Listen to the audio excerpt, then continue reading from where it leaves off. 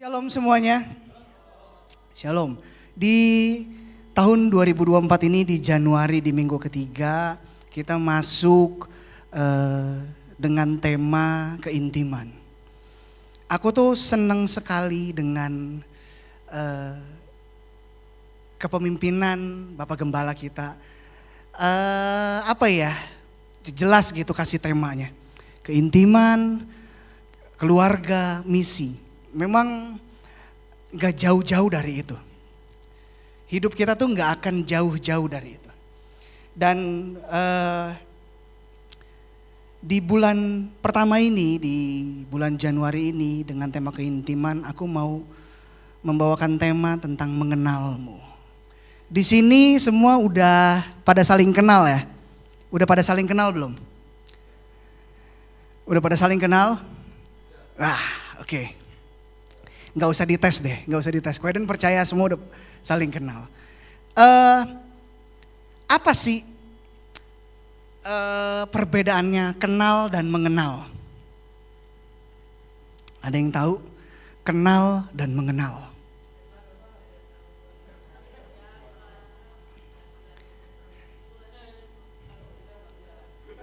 Oke, thank you Eta. 100 buat Eta, 1000 buat semuanya.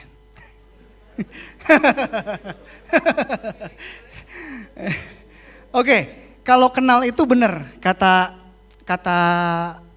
Kak Eta tadi. Kenal itu cuma sebatas tahu, gitu. Dan aku penasaran gitu. Aku cari nih. Aku search di KBBI. Gitu, aku search di KBBI.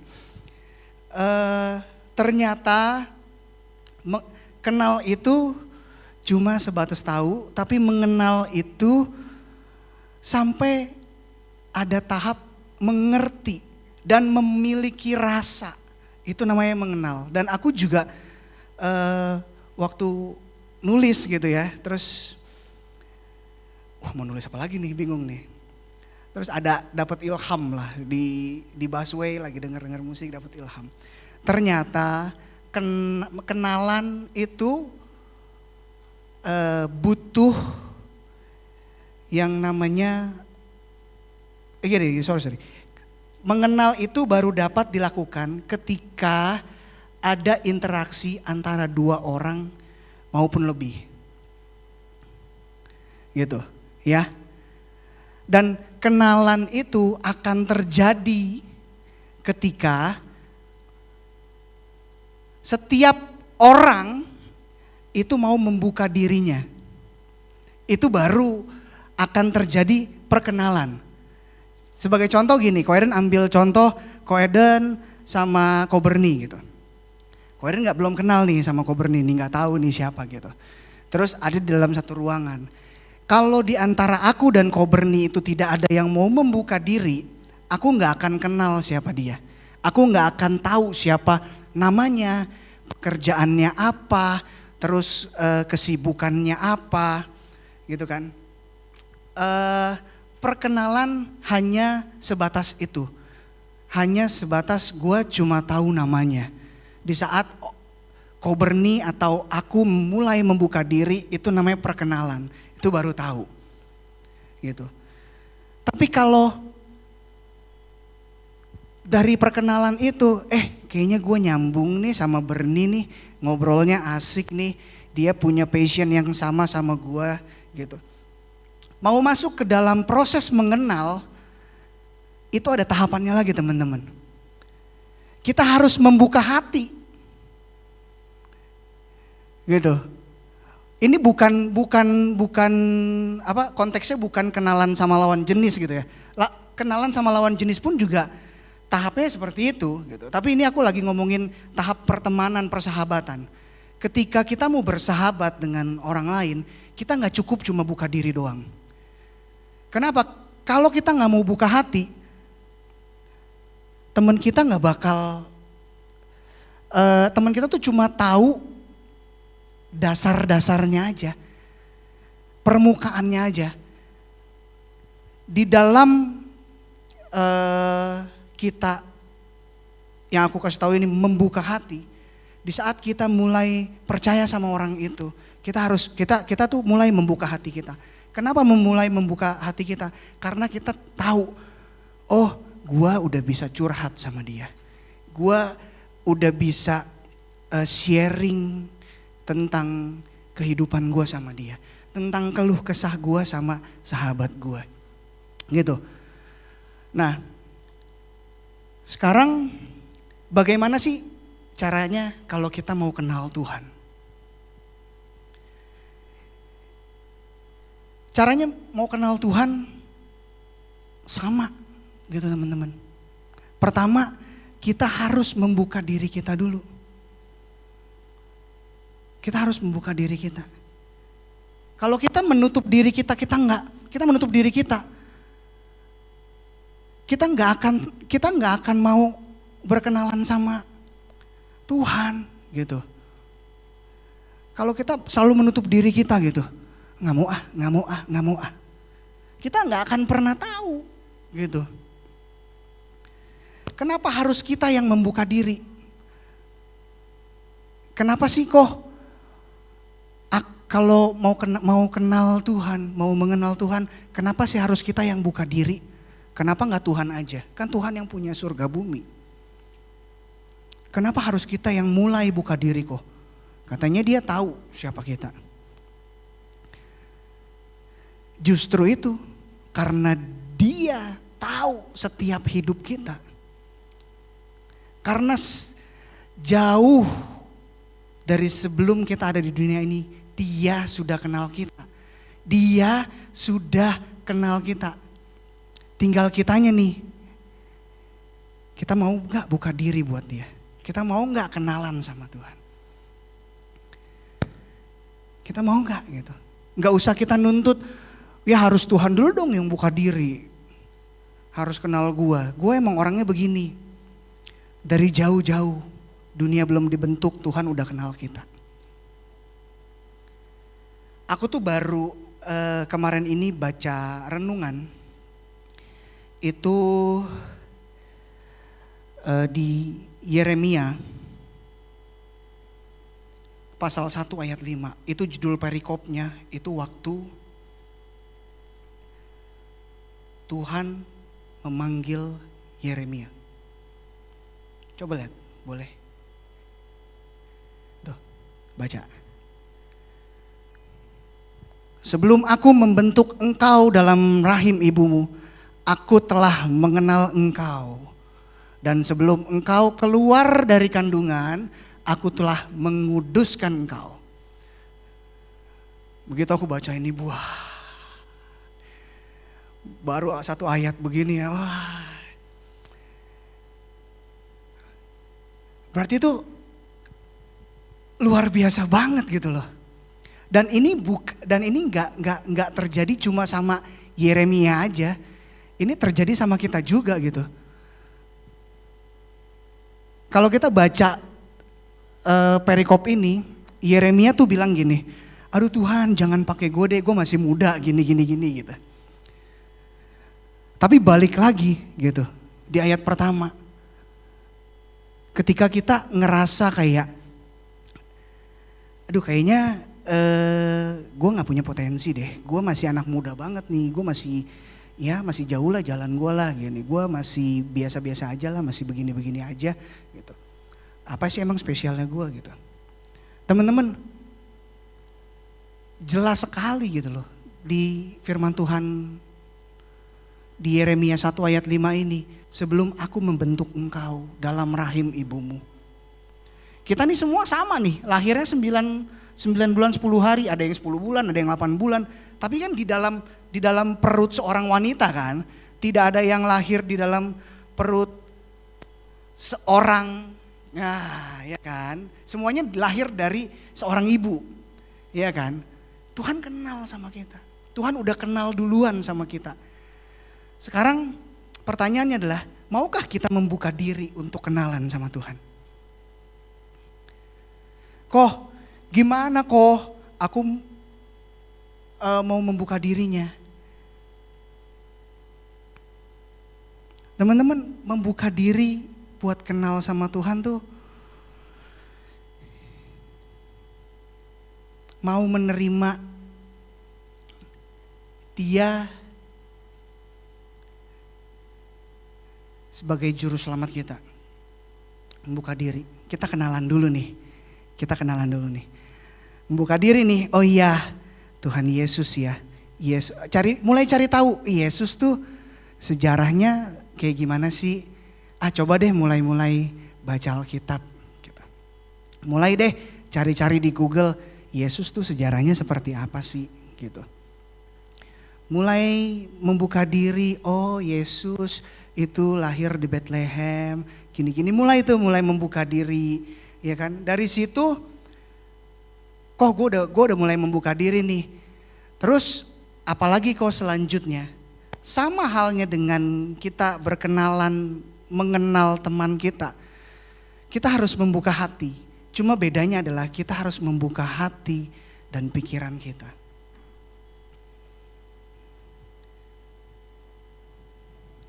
Kenapa? Karena ketika kita sudah membuka hati dan pikiran kita tuh tahu, kita tuh jadi tahu.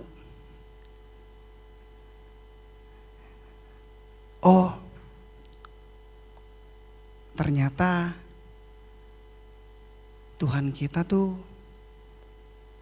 gak suka ya kalau kita begini. Tuhan tuh sukanya kalau kita begini. Gitu. Ketika kita membuka hati dan pikiran kita jadi tahu apa yang Tuhan suka dan apa yang Tuhan tidak suka.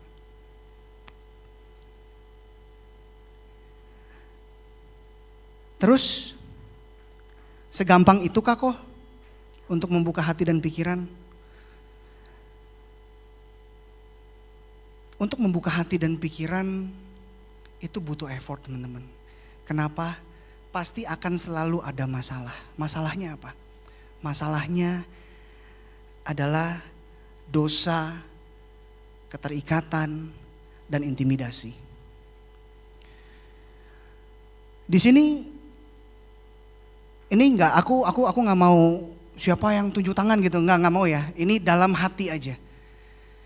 Siapa yang di sini sering banget ketika kita mau mulai berdoa, kita mau mulai nyembah, itu selalu ada yang bisikin di kuping kita atau terlintas di dalam pikiran kita atau di hati kita ngomong kayak gini, hey, lu nggak layak, lu baru aja buat dosa, hey, lu tadi ngapain, gitu, lu nggak layak. Ngapain lu nyari-nyari Tuhan Yesus? Pengikut Tuhan Yesus tuh suci-suci. Harus kudus-kudus gitu. Lu gak layak lu. Lu berdosa lu.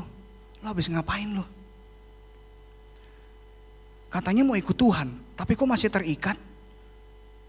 Baru juga bebas 1 hari. Setengah harinya lagi jatuh lagi. Gimana? Kita jawab masing-masing dalam hati kita sendiri ya. Pernah gak kita ngerasain hal-hal yang kayak gitu? Ketika kita mulai membuka hati kita mau datang sama Tuhan, kita berdoa. Kita mau nyembah Tuhan. Kayaknya ada intimidasi itu yang bikin kita tuh kayak ngerasa gak layak. Akhirnya kita tuh dengan pikiran kita yang terbatas ini kayak, oh gue belum pantas, ya mungkin Tuhan gak mau kalau gue nyembah Dia, gue gak layak. Gitu. Teman-teman, aku mau kasih tahu gini. Ketika pikiran-pikiran itu datang, ya, ketika pikiran-pikiran intimidasi itu datang, kita bisa bilang kayak gini. Kita buka ayatnya di 1 Yohanes 1 ayat 9. Kita baca sama-sama teman-teman. 1, 2, 3. Jika kita mengaku dosa kita, maka Ia adalah setia dan adil. Sehingga Ia akan mengampuni segala dosa kita dan menyucikan kita dari segala kejahatan. Teman-teman, ketika ada pikiran-pikiran aneh-aneh yang datang nyerang kita, bilang kita gak layak, kita ngomong ini aja, kita bilang, siapapun itu yang bikin kita gak layak, yang mengintimidasi kita, aku pengen ngomong. Tuhanku tuh setia dan adil. Dia itu pasti ngampunin segala dosaku dan menyucikan aku dari segala kejahatan. Ada lagi nih pikiran itu datang. Tapi kan lu masih jatuh bangun. Dan lihat. Oke sih, berjalan 2 hari 3 hari, hari keempat jatuh lagi. Aku mau kasih tahu teman-teman begini.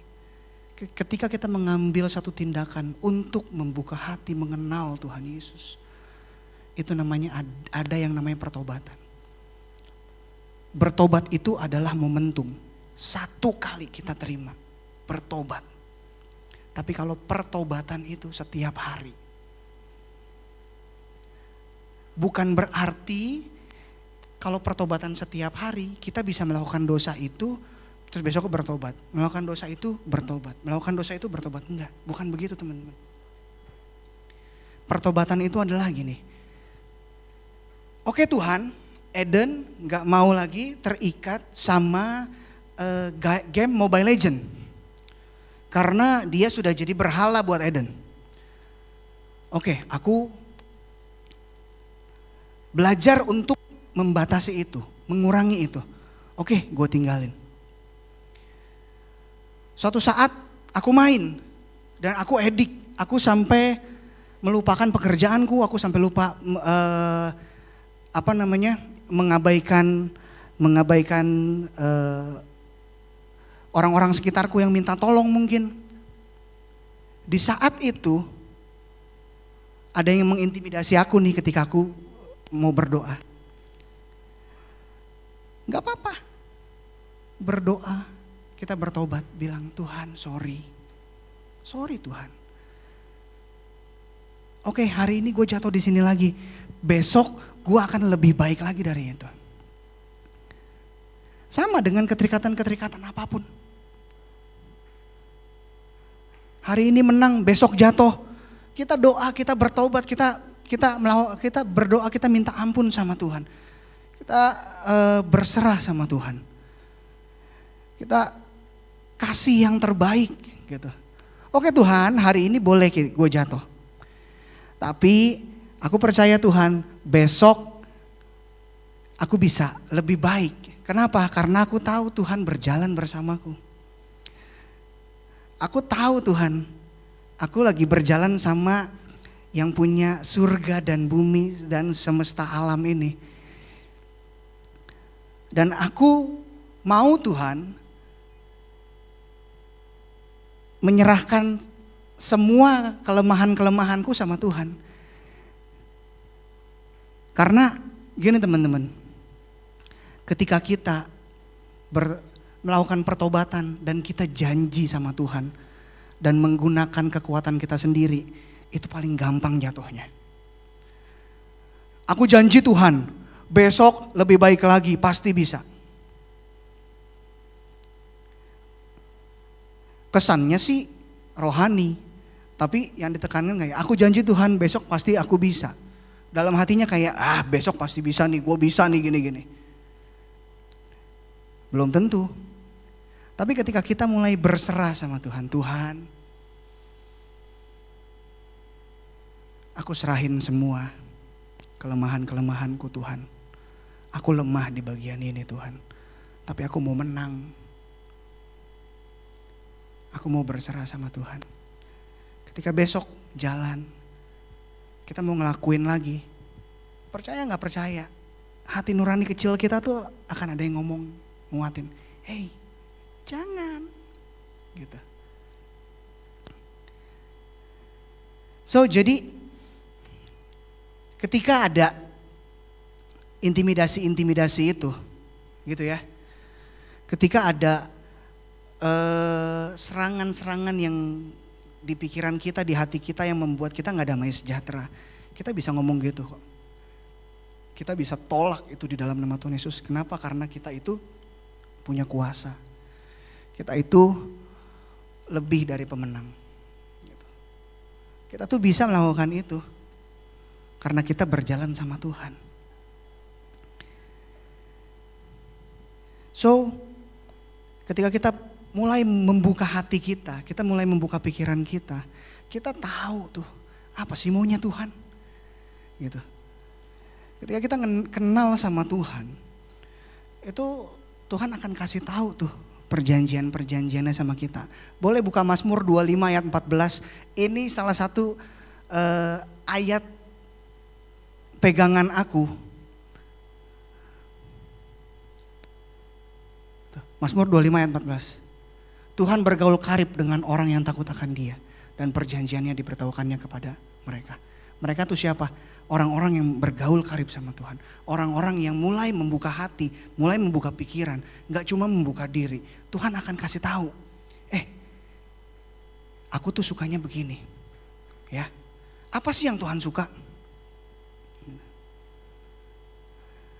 Apa sih yang Tuhan suka dari kita? Hidup kita memuliakan Tuhan. Gimana Tuhan caranya? Kalau kita baca firman Tuhan, itu semua, wah luar biasa sekali teman-teman. Kita buka di Galatia 5 ayat 22. Boleh? Ini terkenal sekali.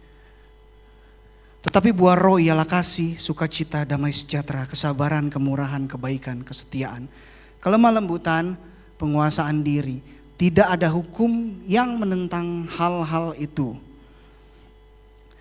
Selanjutnya, barang siapa menjadi milik Kristus Yesus, ia telah menyalibkan daging dengan segala hawa nafsu dan keinginannya. Next, jikalau kita hidup oleh roh, baiklah hidup kita juga dipimpin oleh roh. Sudah, sampai sini aja. Tuhan tuh kasih tahu kita gini, hidup, aku tuh seneng kalau hidup sahabat-sahabatku ini tuh mempermuliakan namaku nih.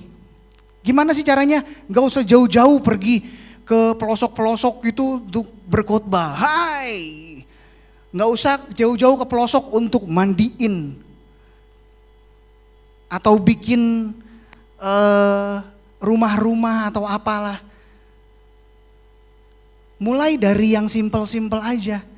Bagaimana kita memiliki kasih, memiliki sukacita, hidup kita damai sejahtera, terus dipenuhi kesabaran, kemurahan, kesetiaan, kelemah lembutan, penguasaan diri. Teman-teman,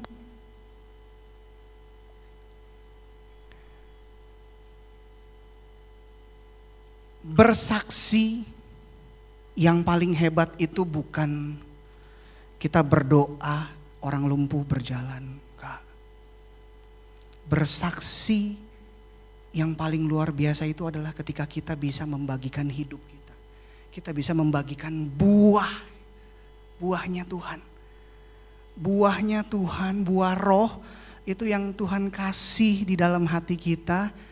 Orang-orang lain bisa ngerasain. Semakin kita mengenal Tuhan, semakin besar tuh kasih kita. Semakin kita kenal Tuhan, semakin besar tuh kesabaran kita. Semakin kita mengenal Tuhan, semakin kita lemah lembut, semakin kita menguasai diri kita. Semakin kita kenal Tuhan, semakin orang-orang lain bisa ngerasain orang ini beda.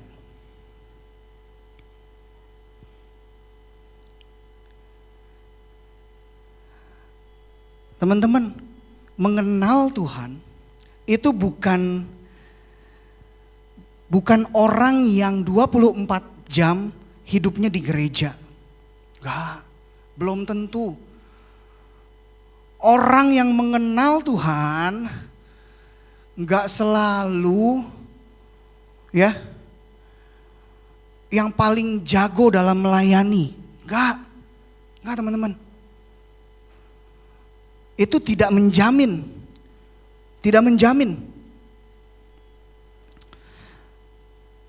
Tapi ketika kita mengenal Tuhan, jaminannya apa? Misalnya, orang tuh tahu, oh ini anak Tuhan nih.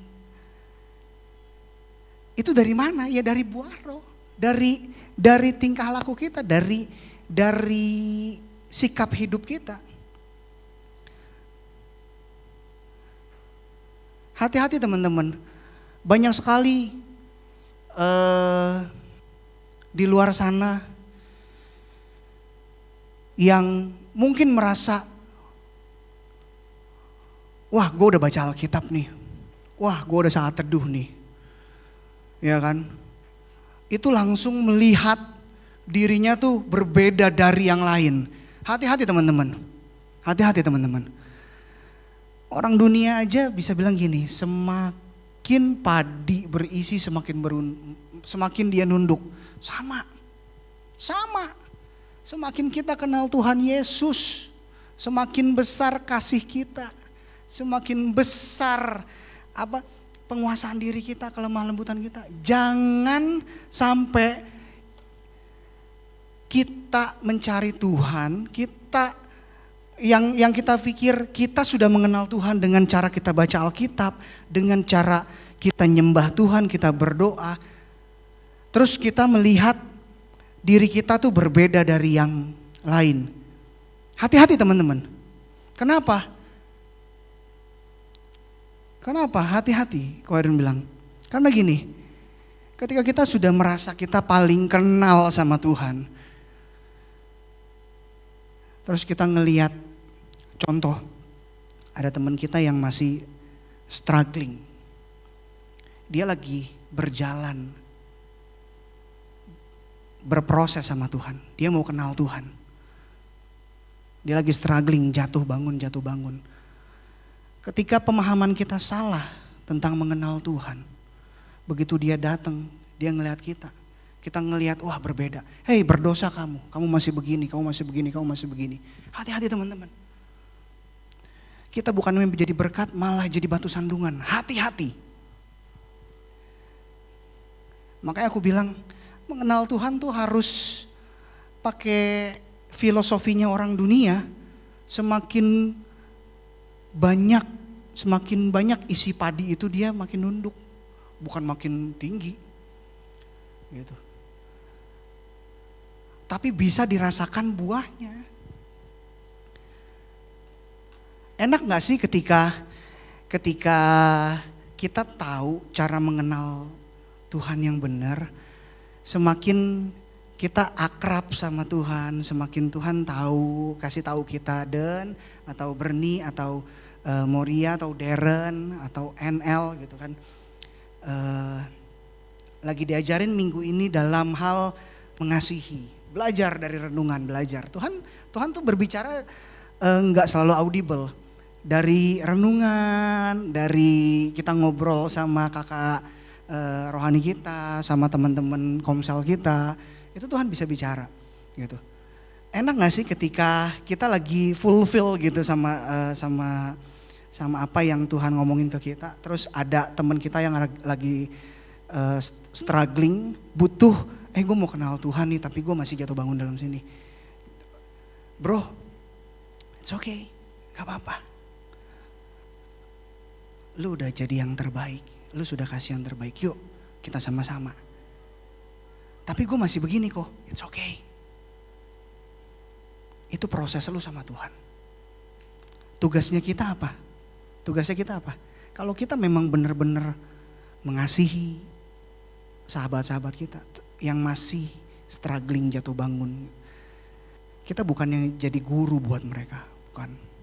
Tapi kita harus ngawasin mereka di dalam doa kita dan menerima mereka apa adanya. Tuntun mereka. Jangan Kita udah doa 1,5 jam nyembah gitu ya. Bahasa rohnya udah paling panjang, baca Alkitabnya udah paling hebat. Tapi begitu ngelihat orang lain kayaknya, pengalaman lu sama Tuhan masih kecil. Lu belum ngelewatin asam garamnya sama Tuhan. Teman-teman, asam garam tuh cuma buat masakan ya. Kalau buat aku gitu ya. Karena ikut Tuhan itu selalu manis rasanya. Gak ada asam garam gitu. Ikut Tuhan tuh selalu manis gitu. Tadinya aku sebelum mau bawain renungan dengan judul mengenalmu, aku mau bawain satu tema. Aku mau bawain judulnya Suka-sukamu Tuhan. Wah, itu aku sangat terberkati sekali dengan lagu itu. Itu lagu jadul, lagu dangdut gitu ya. Lagu dangdut rohani. Itu kalau kita dengerin, kita resepin gitu ya. Oh, itu luar biasa banget. Lagunya gini. Sungguhlah hidupku telah ditebus oleh kuasa darah yang kudus. Sekarang hidupku bukan milikku lagi. Tuh, ya kan? Apapun yang Tuhan mau, asalkan Tuhanku.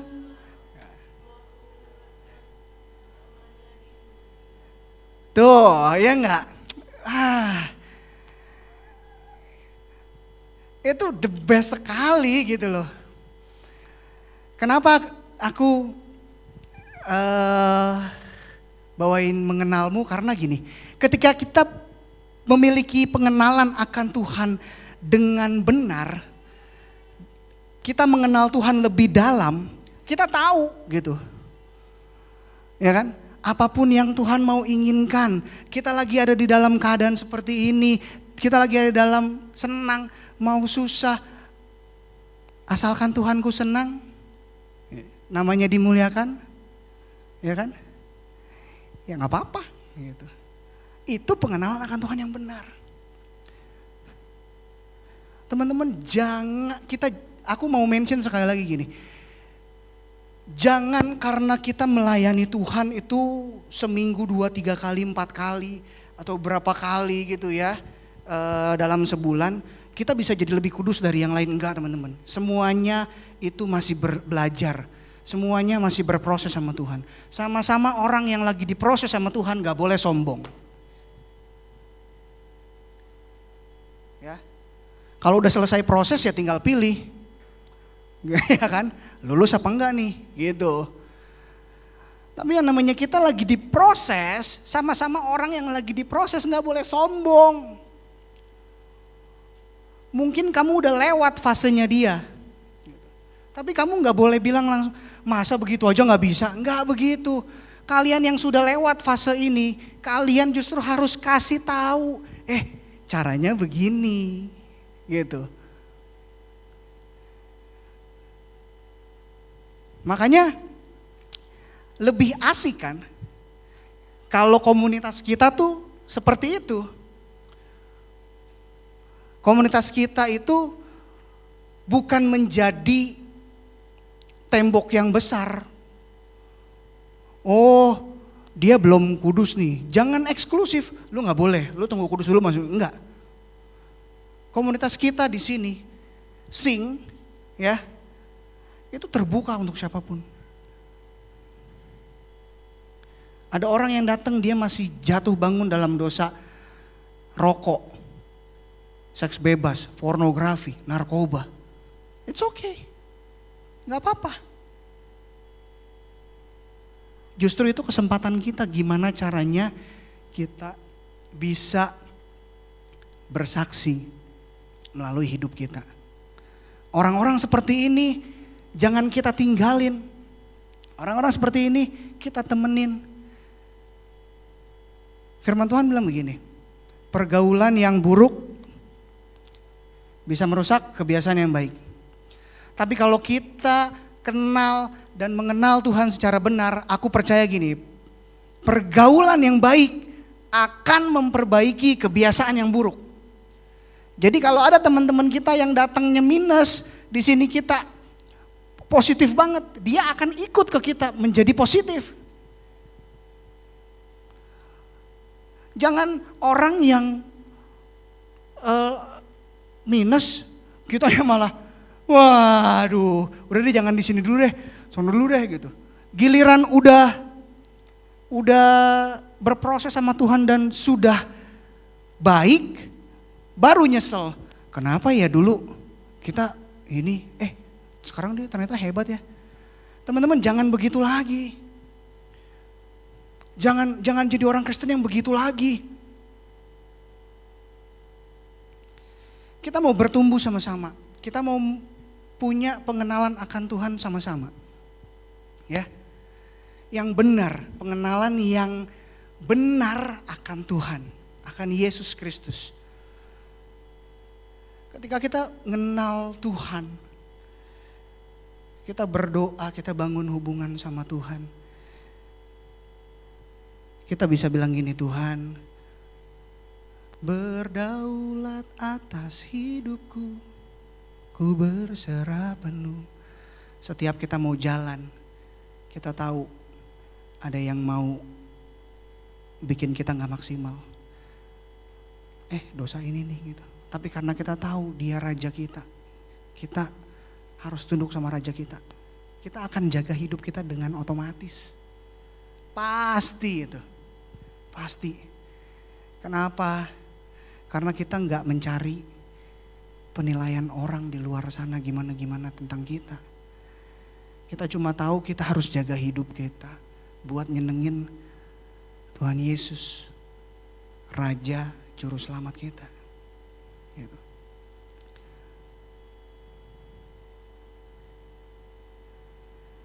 Itu perjalanan yang cukup menarik, teman-teman.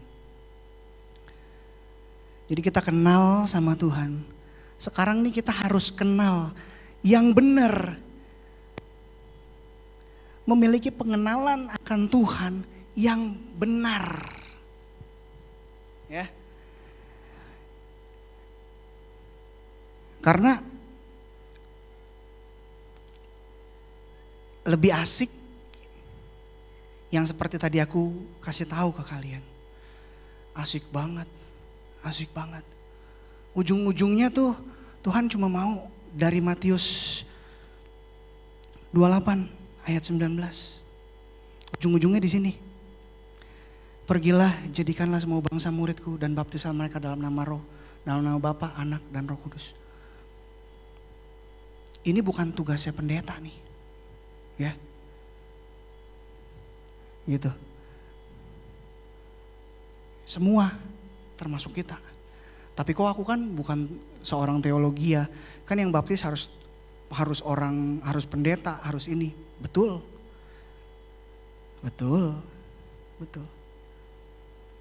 Tapi melalui hidup kita, orang bisa kenal Tuhan melalui hidup kita. Oh, itu hebat sekali. Itu senang sekali. Itu adalah rasa yang paling menyenangkan yang gak bisa digantiin sama uang seberapapun.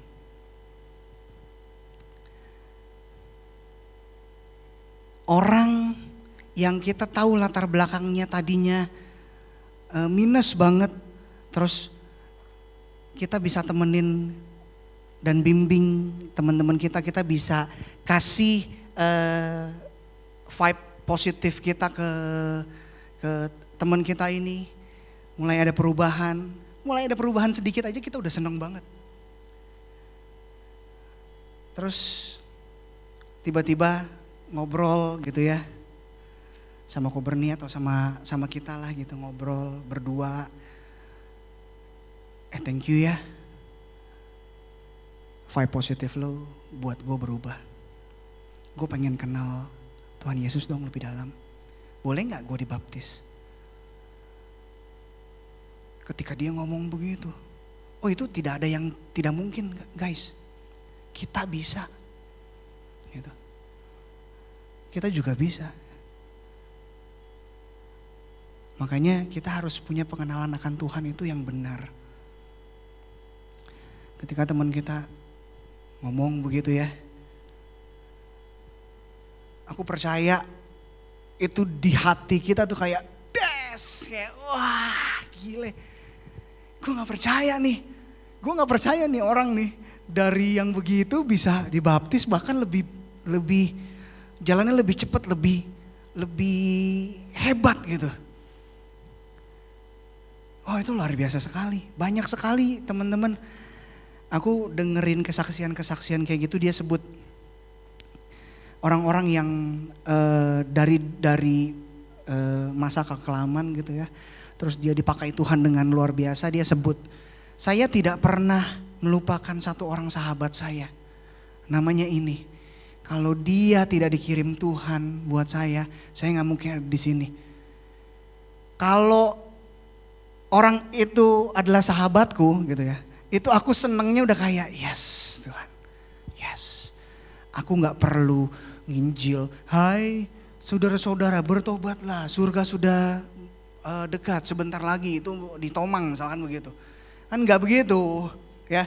Tapi dengan cara kita bergaul, misalkan kita memiliki ya buah roh yang ada dalam kita itu full gitu ya,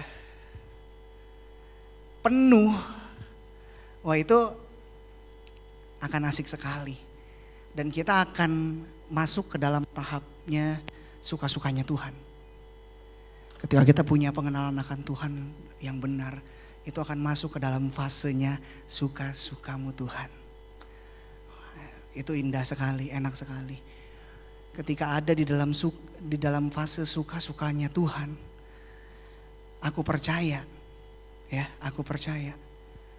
mau sebesar apapun badai yang ada ketika kita ada di dalam fase itu, kita tahu kita udah punya pengenalan yang benar sama Tuhan. Oh iya, suka-sukanya Tuhan aja deh gitu.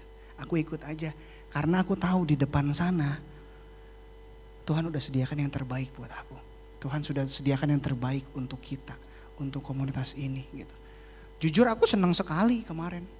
Aku datang komsel cuma nggak sampai jam 8.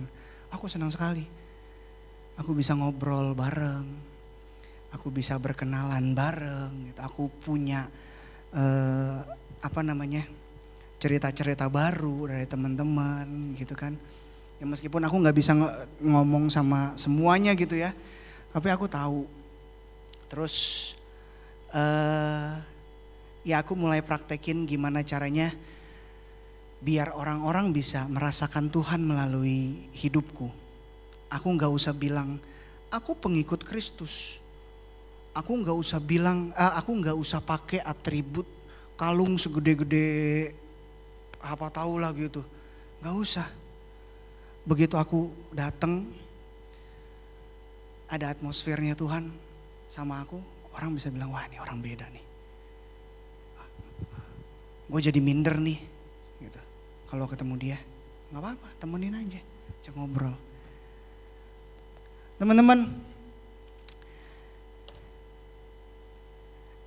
segitu aja sharing firman